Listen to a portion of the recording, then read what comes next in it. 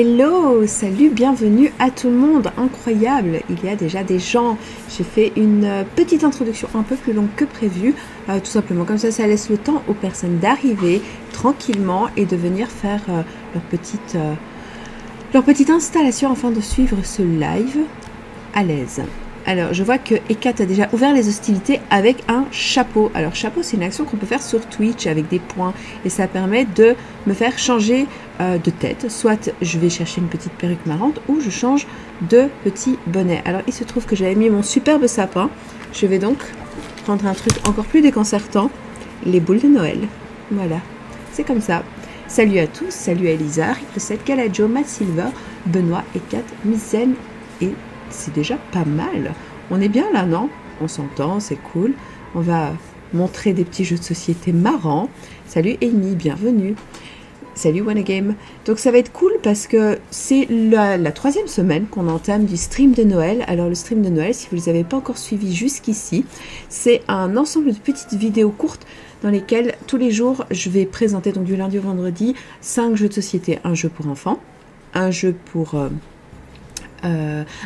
les familles ou tout public, un jeu initié donc pour les gens qui aiment déjà beaucoup les jeux de société, qui voudraient un petit truc un peu plus challenge, un jeu expert pour ceux qui ont envie de lire 100 000 pages de règles, et enfin un jeu mention, donc ça va être un petit coup de cœur, une collection, une extension qui relance un petit peu la machine, des trucs bien quoi, des trucs vraiment trop chouettes. Et si vous avez loupé les streams précédents, ne vous inquiétez pas, ils sont de toute façon uploadés sur YouTube, donc il y a moyen de les voir en replay sur YouTube. Et puis, il y a aussi ceux qui restent quelques jours sur Twitch, mais bon. Donc, vous avez déjà 10 jours de stream, dont 2 spéciaux qui sont que pour les jeux solo. Parce que c'est une catégorie qu'on me demande beaucoup. Donc, ça, j'avais évidemment envie d'en parler. Salut Marie Choups, bienvenue. Alors, attendez, je remets mes petites antennes correctement. Voilà, c'est beau ça, non? Donc, du coup, un chauffage qui crame. Qu'est-ce que quoi? Alors, on va pas trop s'éterniser là-dessus. On va tout de suite commencer avec le jeu enfant que j'ai sélectionné pour vous, à savoir la colline au feu follet. Alors, la colline au feu follet, c'est un nouveau jeu qui est sorti cette année chez Gigami qui m'a beaucoup plu parce qu'il a un truc un peu magique. Moi, dans les jeux enfants, ce qui me plaît beaucoup, c'est le côté jeu jouet, à savoir, c'est un jeu de société et en même temps, il y a un truc très ludique dans la manipulation du matériel. C'est un truc que je trouve génial. Ah, je suis désolée, Matt Silver. Normalement, j'ai coupé la ventilation. Ça devrait aller mieux pour le bruit de fond du chauffage. C'est la soufflerie du poêle, mais normalement, c'est OK maintenant. Donc, on a fait ça. Mais donc, je reprends. La colline au feu follet, donc c'est un petit jeu vraiment cute, qui est très agréable à jouer. Je vais vous montrer un petit peu le matos à l'intérieur. Vous allez voir, c'est très ludique. En fait, on a un très grand plateau qui est incliné, sur lequel on va faire descendre des petits personnages. L'idée, c'est que d'horribles sorcières vertes veulent voler le bâton du magicien. Et nous, en tant qu'apprentis du magicien, on joue les petits personnages bleus. On va tenter d'empêcher ça. Comment? En descendant en bas de la colline avant les sorcières. Donc ce qu'on fait, c'est que à chaque tour, on va prendre une petite bille dans le sac et on va la faire descendre à partir du dessus du plateau. C'est une bille de couleur, donc dès qu'elle va toucher soit une sorcière, soit un apprenti, ce personnage va se déplacer jusqu'au prochain point de la même couleur que la bille. Et si on est assez rapide, on peut même vite essayer de placer le personnage sur le bon point et espérer que la bille retoque encore une fois pour faire descendre d'une étape supplémentaire. Si à un moment, toutes les cases de la couleur sont occupées, alors à ce moment-là, on a le droit de descendre tout de suite en bas de la colline. Ça vaut aussi pour les sorcières, donc il faut faire un peu gaffe. C'est un jeu qui se joue normalement en coopération, ça c'est le principe de base. Mais il y a également un principe de compétition. Donc il est tout à fait possible de jouer en 1 contre 1 ou 2 contre 2, peu importe. On va jouer simplement avec 4 apprentis et 4 sorcières et on verra la première équipe qui l'emporte. Il y a, comme je l'ai dit, quelque chose d'assez assez ludique, assez magique. Ce côté, c'est pas vraiment de la réflexion, on est plutôt vraiment dans l'essai physique, à savoir je vais laisser tomber ma bille, je vais espérer qu'elle touche le bon apprenti magicien, qu'elle puisse m'expédier d'une couleur un peu plus loin, comme ça je vais essayer de descendre encore plus. Donc je le trouve vraiment très chouette à jouer, super agréable, c'est à partir de 5 ans et c'est vraiment très mignon. Le jeu famille que j'avais sélectionné, c'est Maudit Maudit. Alors, j'ai eu un peu peur parce que quand j'avais fait ma liste de ce que je voulais mettre dans les streams, il était en rupture de stock. Là. Et puis en fait, il est revenu en magasin. Donc on en a de nouveau, alléluia, ça me fait vraiment plaisir parce que moi, c'est un jeu que j'aime beaucoup. Alors, il faut savoir que j'adore les jeux de mots, les jeux de lettres et les jeux d'ambiance. Je suis une grande fan de jeux d'ambiance. Et celui-là m'a particulièrement plu parce que je trouve qu'il y a un truc très subtil. Je vous explique un petit peu comment ça marche. Donc, le Maudit Maudit, c'est un jeu dans lequel on va avoir des cartes avec des mots. Et on va devoir faire deviner les mots. Alors, là où ça devient intéressant, c'est que c'est un jeu de devinette compétitif. Donc, ce qui va se passer, c'est que on va piocher une carte avec une dizaine de mots dessus, et l'autre carte sera la carte instruction. Donc par exemple, si vous regardez dans l'image que vous avez là, vous avez la petite patte de chien avec 5, et vous avez la petite étoile avec 2. Donc si je prends la petite patte de chien, le mot que je devrais vous faire deviner, c'est carte, mais en 5 indices, pas plus, pas moins. Si jamais vous devinez le mot carte avant que je vous ai donné le 5e indice, en fait, vous allez me voler des points. Donc c'est un peu risqué. Donc peut-être que je vais prendre un truc un peu facile. Donc je me dis, ouais, je vais vous faire deviner champagne en 2. Donc je commence, je vous dis un indice et je dis bulle. Alors évidemment, en cette période, on va tout de suite penser champagne, mais en temps normal, on va penser, je sais pas, jacuzzi, on va penser chewing-gum ou n'importe quoi. Puis je vous donne un deuxième indice qui sera mousseux. Et là, a priori, il y aura bien un joueur autour de la table qui va faire le lien et qui va dire champagne. Et c'est très chouette parce que à ce moment-là, on va gagner des points, moi pour avoir fait deviner correctement dans le nombre d'indices obligatoires, et le joueur qui aura trouvé. Et donc c'est vraiment très bon parce que il y a un enjeu à la fois un peu de subtilité, un petit peu de rapidité. Il y a moyen, vous voyez qu'il y a des petites cartes jaunes, c'est les cartes mauvais sort, donc il y a moyen de lancer des malédictions pour embêter les joueurs. C'est des trucs qui vont être des points négatifs, par exemple quand quelqu'un met un peu trop de temps à réfléchir, hésite, donne des propositions alors que c'est pas son tour, des trucs un peu méchants, un peu chafouins, mais il y a une infinité de mots. Je ne sais pas combien de dizaines, de centaines de mots il y a, mais surtout, grâce à la carte instruction, ça se rejoue à l'infini, puisqu'il n'y a jamais tout à fait besoin de repenser aux mêmes indices. En fait, ça dépend de l'instruction qu'on a reçue. Champagne, cette fois-ci, je vous le ferai deviner en 2, mais peut-être que ma prochaine instruction me dira, fais-le deviner en 4 ou en 5. Donc ça change beaucoup, c'est vraiment très agréable. Moi j'aime énormément, et en fait on va faire une succession de cartes à deviner, donc chaque joueur va devoir faire deviner au moins 2 cartes, et à ce moment là on compte les points. Mais honnêtement, dans les jeux d'ambiance, personne ne compte les points, c'est absolument pas du tout pour ça qu'on joue à ce genre de jeu. Donc ça me plaît énormément, Maudit Maudit. Puis en plus la boîte elle est trop belle, elle est un peu ludique parce qu'elle s'ouvre comme ça avec un petit couvercle aimanté qui se rabat, et puis le chat il est cute, donc non, j'aime beaucoup. En initié, alors je vous présente un jeu qui est sorti tout récemment. Donc il est fort possible que vous ne l'ayez même pas encore vu dans votre boutique préférée, ou alors en tout petits exemplaires, parce qu'on a eu assez peu de stock en fait, très triste. Mais il s'agit de Dés de Valéria.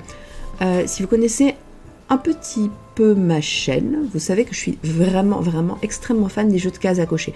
Donc tous les jeux qui vont nécessiter de lancer des dés ou de retourner des cartes avec des petites instructions, obliger les joueurs à relier des trucs, des machins, faire des petites combinaisons dans tous les sens, moi j'adore. C'est absolument mon plaisir total en termes de jeux de société.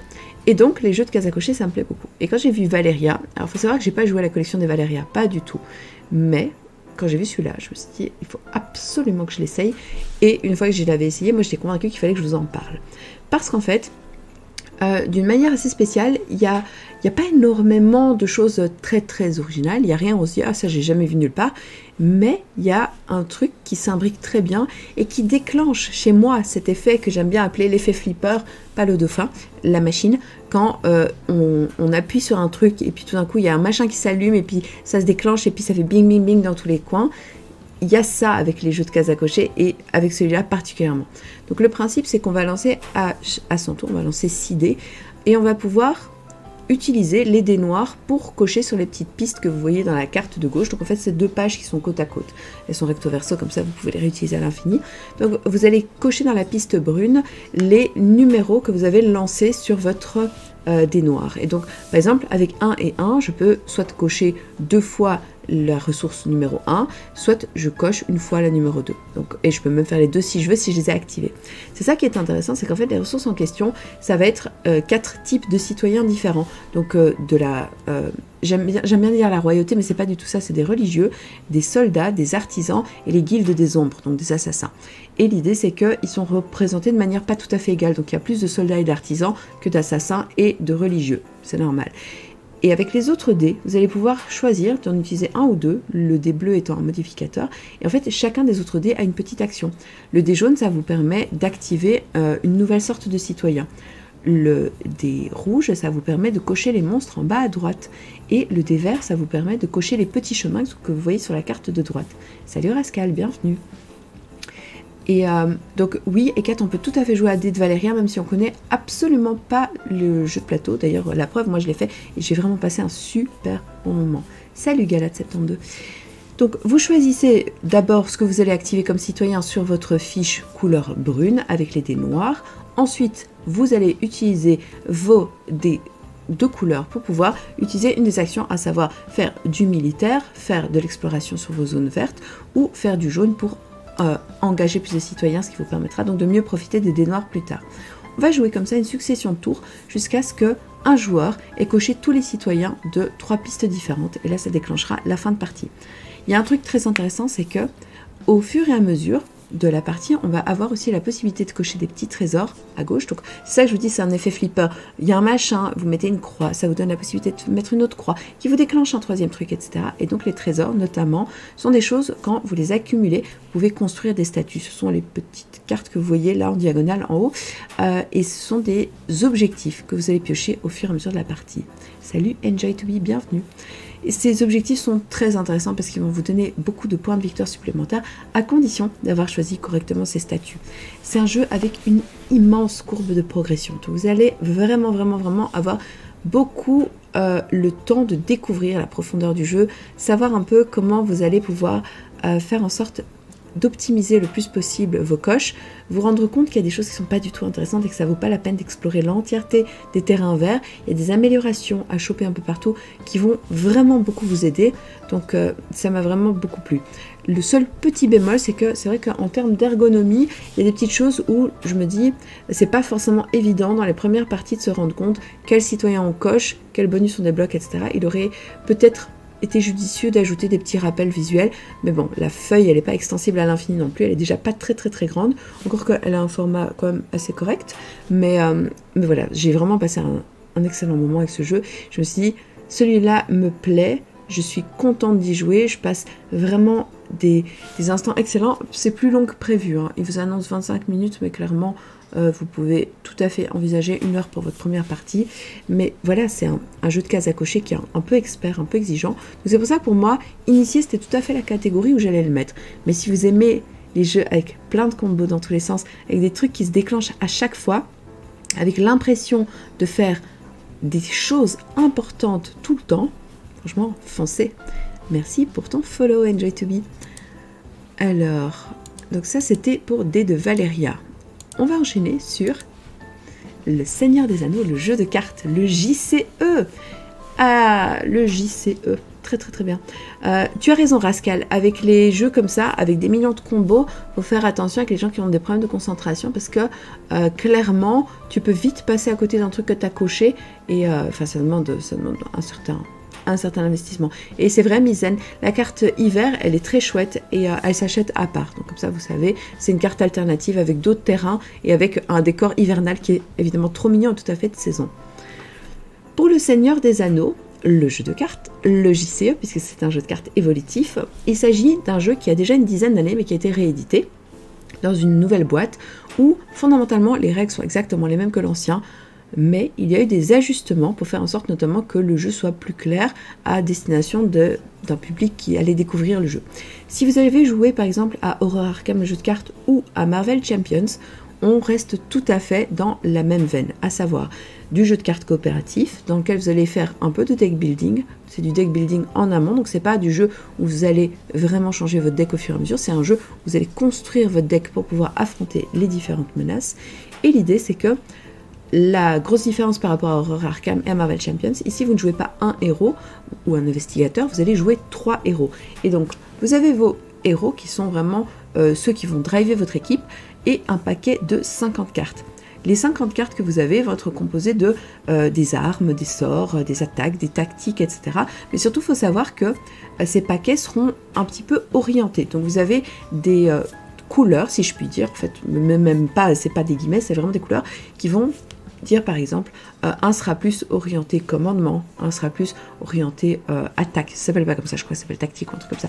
Mais bref, chacun va avoir un petit peu son orientation, à savoir que il est possible de jouer avec des decks orientés d'une seule manière, mais l'idéal c'est d'avoir un petit peu de couleurs qui se mélangent. Donc le Seigneur des Anneaux, c'est un jeu où vous allez jouer tout seul ou à plusieurs contre des menaces qui vont être générées automatiquement à chaque tour. Donc comment ça va se passer? Vous avez vos 3 héros qui vont être mis en jeu. Vous allez avoir également vos 50 cartes qui sont dans un paquet.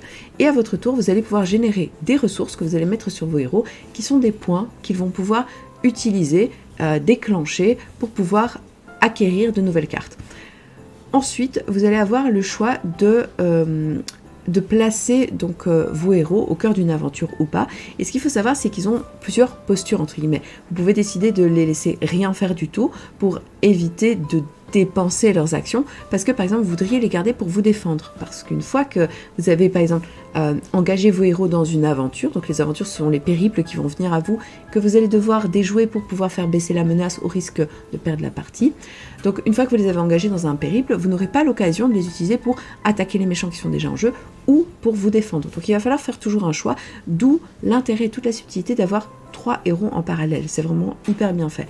Et donc je choisis, je prends un héros A qui lui va aller sur un périple, les 2 autres je les laisse en stand-by, tout le monde fait de même. Ensuite on passe à une nouvelle phase, on a des ennemis devant nous qui ont été générés par les tours précédents, est-ce qu'on va les engager ou pas? Les engager ça veut dire vraiment les attaquer, est-ce que je vais tenter de leur attribuer des points de dégâts? Si je fais et que je réussis, tant mieux, j'élimine des menaces, ça m'avantage parce que ça m'évite aussi de perdre trop vite mes points de vie et donc de perdre des héros et donc de mourir.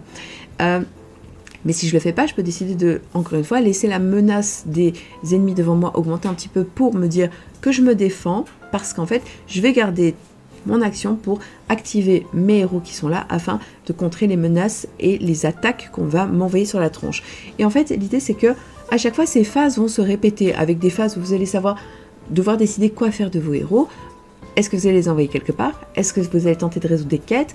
Est-ce que vous allez laisser les ennemis s'accumuler? Est-ce que vous allez demander à un autre joueur de prendre en charge les ennemis pendant que vous allez gérer les aventures? C'est ça qui est intéressant en fait, c'est que en construisant des decks différents qui n'ont pas les mêmes orientations, ça vous permet aussi de vous répartir le travail, à savoir que clairement le jeu marche pas si tout le monde choisit exactement la même orientation, donc il va falloir essayer de se compléter un petit peu. Dans la boîte de base, les 4 decks qui sont proposés sont des decks qui sont déjà faits et qui sont orientés vers un seul type d'interaction. Mais c'est pas plus mal pour une première partie en tout cas de découverte, parce que ça vous permet vraiment de vous familiariser avec un style de jeu. Ensuite, libre à vous tout à fait de réorganiser votre deck pour savoir, je vais plutôt enlever telle carte, en ajouter d'autres de tel ou tel paquet et voir si vous pouvez rééquilibrer différemment. Le Seigneur des Anneaux JCE, c'est vraiment un jeu qui va beaucoup évoluer, donc c'est-à-dire que vous allez avoir tout un tas d'extensions, il y en a déjà beaucoup qui sont sortis, qui vont reprendre des cycles complets avec des nouveaux personnages jouables, des nouvelles factions jouables complètes, vous allez avoir des ennemis différents, vous allez avoir vraiment des cycles de quêtes, et il y a surtout cette espèce d'aspect campagne qui s'installe ici, où c'est pas chaque paquet est une nouvelle aventure, en fait, entre chaque paquet vous allez réussir ou pas, vous allez avoir des petits bonus ou des malus, des choses en fait qui vont vraiment vous donner l'impression de vous investir au long cours dans le jeu. Et donc c'est du jeu de campagne, de longue haleine, qui est assez complexe, qui va demander quand même pas mal de temps à la fois de lecture et à la fois de jeu, parce que les parties sont pas courtes, on ne veut pas se mentir. Après c'est clairement pas du 4 heures, comme c'est pas un Twilight Imperium dont je vous parle hein, ici. Je pense que la difficulté, le niveau expert du jeu tient plus dans la capacité des joueurs à composer un deck qui soit correct et qui tienne la route, et à affronter les menaces au fur et à mesure qu'elles se proposent à vous. Donc je vous ai évidemment parlé du jeu en long, en large et en travers, je vous ai même pas montré les très belles images, les illustrations sont absolument canonissimes, ce sont d'ailleurs des illustrations que vous pouvez déjà retrouver dans Voyage en Terre du Milieu, la carte Legolas, il me semble que c'est quasi exactement celle de Voyage en Terre du Milieu, je le jurerai pas, mais j'ai l'impression que c'est exactement ce visage, parce que je me suis dit, tiens, Legolas c'est une elfe brune sexy, ça lui va bien, de droit, ok. Non, j'aime beaucoup, je trouve ça très beau, je trouve ça hyper intéressant, vraiment exigeant, mais très très bon. Salut Fano le jongleur, bienvenue dans le live. Donc ça c'était ma petite contribution pour le Seigneur des Anneaux JCE. Pour la mention, je vais vous parler d'un petit coup de cœur, un truc que j'ai découvert qui m'a vraiment beaucoup plu. Et en fait le Scout, salut Phosphorane.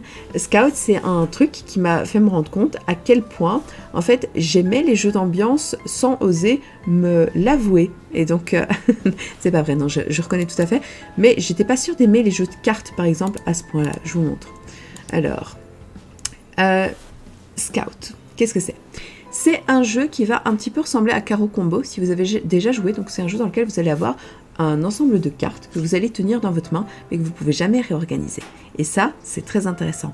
Parce qu'en fait, à votre tour, vous allez devoir jouer une série de votre main. Une série, ça se compose comme une suite de poker. Donc soit vous pouvez avoir des paires, des brelans, des carrés avec le même chiffre, ou alors vous pouvez avoir des suites croissantes ou décroissantes, mais il faut que les chiffres soient ordonnés. Et le fait de ne pas pouvoir réorganiser les cartes de sa main, ça veut dire que si par exemple j'ai tout à gauche 9 et 9, et puis j'ai 7, 4, 2, 5, etc., et j'ai encore un 9, en fait je ne peux pas prendre le troisième pour le mettre avec les deux autres. Il va falloir que je trouve un moyen de vider ce qu'il y a au centre de ma main pour pouvoir rapprocher mes 3 9 et les jouer ensemble. Si je ne sais pas jouer une série plus forte que ce qui a été joué précédemment au centre de la table par un adversaire, eh bien, ce qui va se passer, c'est que je vais avoir le droit de déforcer la suite centrale. Donc, je vais pouvoir prendre une carte du centre de la table, de cette suite qui est imbattable, et je vais pouvoir la mettre où je veux dans mon jeu, et surtout l'orienter comme je veux. Si vous regardez bien la carte 10/7, en fait, toutes les cartes ont plusieurs valeurs. Donc, normalement, vous avez le gros chiffre en haut à gauche, et en dessous, vous avez un plus petit chiffre qui vous dit ce que vous trouvez dans l'autre côté de la carte. Donc, l'envers d'un 2, c'est un 9, l'envers d'un 10, c'est un 7. C'est pas toujours tout à fait la même chose, hein. Il y a plein d'envers, mais globalement, l'idée, c'est que je suis donc avec ma main coincée, et je sais pas quoi faire. Et donc, je vais devoir jouer ma carte un petit peu comme je peux, avec parfois juste la possibilité de rien faire d'autre que recruter des cartes du centre de la table pour améliorer ma main. Le premier joueur qui vide sa main gagne la manche, tous les autres vont compter, enfin termine la manche, tous les autres vont compter les points qu'ils ont accumulés au fur et à mesure de la partie, plus les points négatifs de toutes les cartes qui leur restent en main, et on va jouer comme ça pour pouvoir compter qui a le plus de points de victoire. Salut Benoît JDS et merci d'être venu. Un truc aussi hyper malin, c'est que les chiffres, c'est une information, c'est-à-dire que vous savez ce qu'il y a sur le dessus et sur le dessous de la carte, vous savez comment les orienter, comment les mettre dans votre main, mais aussi, les chiffres, c'est les points de victoire. Donc si par exemple, quelqu'un a mis une très belle suite avec 3 x 1, et bien si j'arrive à mettre par exemple 3 x 2, je peux emporter les 3 x 1, je les retourne, je les mets chez moi, et en dessous du 1, il y a des 10, et donc j'ai gagné avec une seule main de 2, 30 points de victoire. Et ça, c'est incroyable. Ça marche super bien. Ce jeu est vraiment génial. Il a fait vraiment beaucoup de bruit quand il est sorti et on attendait impatiemment de l'avoir ici en Belgique, en français, et il est enfin arrivé. C'est un petit jeu Oink Games. Donc si vous connaissez, c'est l'éditeur qui fait tous les jeux type Deep Sea Adventure, Insider, ce genre-là. Donc ça m'a vraiment retourné le cerveau et j'ai qu'une hâte, c'est de faire une petite soirée jeu à la maison avec plein de potes pour pouvoir y jouer parce que ça se joue très bien à 4-5, c'est trop bon. Je suis désolée pour toi, Krempetsky. Oui, il fallait pas passer à côté de la boîte parce que c'est vrai qu'on doute, on se dit mais c'est quand même cher, 22 € pour un jeu de cartes et il est vraiment génial. Merci, j'ai genre RPG pour le follow et Mr. Cal aussi. Alors, voilà, ça c'était mon petit coup de cœur de la mention, donc c'est pas une collection, c'est pas une extension, c'est rien du tout, mais je me suis dit, ah, il est trop chouette, il faut vraiment que je vous l'évoque. Donc, en jeu enfant, on a parlé de la colline au feu follet, très bon, je jouais un peu ludique avec ce côté, je fais tomber mes petits sorciers au bas de la colline avant les sorcières pour pouvoir les empêcher de voler le bâton magique de mon magicien. C'est très mignon, il y a un côté vraiment très rigolo. Le jeu familial par excellence, Modi Modi, un petit jeu de devinette où on doit tenter de faire comprendre des mots aux autres joueurs, mais avec pile poil le nombre d'indices imposés, et ça c'est extrêmement original, ça marche très bien, j'aime beaucoup. En jeu initié, on a donc parlé de dés de Valeria, qui est donc dans la collection des machins de Valeria, mais même si vous n'avez pas joué au jeu de plateau, ça n'a aucune importance. Vous pouvez quand même découvrir ce jeu de cases à cocher, dans lequel on va lancer des dés et tenter d'optimiser ces lancers de dés pour avoir le plus de récompenses possible avec les différents types de dés et les différentes pistes sur lesquelles on peut grappiller plein de points, qui déclenchent des trucs, qui allument d'autres machins, qui vous permettent de redéclencher des trucs. En jeu expert, on a donc parlé du Seigneur des Anneaux, le jeu de cartes évolutif. Je vous l'ai décrit en long, en large et en travers, mais il est vraiment très bien. C'est un jeu coopératif dans lequel on va devoir utiliser correctement les cartes mises à sa disposition, voire créer des decks sur mesure pour affronter les menaces qui vont nous être envoyées à la tronche par le Seigneur du Mal du Mordor, saloperie. Et c'est vraiment très bon, très très difficile à gagner, mais vraiment très agréable à jouer. Et puis pour la mention, in fine, Scout, ce petit jeu tout bon, petit jeu de cartes, un jeu dans lequel on va tenter de jouer les combinaisons de sa main les plus fortes, sachant qu'on n'a jamais le droit de réorganiser sa main, que donc on va devoir tenter de composer avec ce qu'on a, tout en ne se laissant pas distancer par les autres. Ça fait une belle sélection, je crois. Je vous ai donné un petit peu de choix avec des choses un peu évidentes. Maudit, bah oui, tout le monde l'aime bien, il est vraiment bon. Donc, c'était pas une prise de risque vraiment énorme de vous en parler. La Colline au Follet, c'est un superbe jeu enfant. Et rien qu'en voyant la boîte, on a la promesse qui est tenue, à savoir c'est à la fois beau et à la fois agréable. C'est chouette. Et puis, les trois autres où je me dis, bah oui, le Seigneur des Anneaux, c'est pas neuf. C'est une réédition, mais clairement, je voulais pas que vous passiez à côté. Dés de Valeria, moi j'ai adoré, ça a éliminé des petites choses dans mon cerveau qui étaient vraiment cool. Et puis Scout qui m'a fait en fait redécouvrir ce côté obscur de ma personnalité, à savoir, en fait j'adore les jeux de cartes. J'adore les jeux de cartes quand ils sont bien. Certes, j'aime toujours pas plus que ça les jeux de pli, mais là ça m'emballe. Du coup, ça me fait plaisir, Ikat, que tu retiennes Dés de Valeria, si c'est vraiment quelque chose qui peut te convenir et être dans ta veine de jeu qui te plaît. Mais idem pour ceux qui regardent cette vidéo, j'espère que vous avez trouvé des petites suggestions intéressantes et que vous allez pouvoir du coup faire vos achats en votre âme et conscience cette dernière semaine de Noël où on se fait éclater la gueule à chaque jour au magasin, puisque je travaille aussi en boutique et c'est une joie sans nom de pouvoir conseiller les gens qui rentrent et de leur trouver la pépite absolue, de les voir hésiter et puis de voir leurs yeux s'illuminer le moment où on a trouvé le jeu qu'ils voulaient. Et puis en plus ça me donne 1 million d'anecdotes sur certains clients vraiment extrêmement spéciaux dont je vais avoir un grand plaisir à vous reparler plus tard. En tout cas, on va se retrouver demain pour un nouveau stream de Noël. Donc ça va être encore une fois les 5 catégories habituelles. Il y aura des jeux enfants, des jeux pour toute la famille, des jeux un peu experts, des jeux initiés, des jeux avec des mentions rigolotes. Donc vous allez voir, il y a des choses qui se préparent encore jusqu'à la fin de la semaine et on clôturera avec, pour terminer, les jeux solo sur un level un peu plus exigeant et ça va être très très chouette. Donc on va s'arrêter là, on va se faire des bisous et on va aller jouer à des jeux encore cool, comme ça je vais me remettre bien les choses en tête pour vous en parler demain et ça va être très bien. Et pour ceux qui regardent ça en replay, il y a encore plein d'autres vidéos. Cliquez, il y a d'autres suggestions. Trop chouette.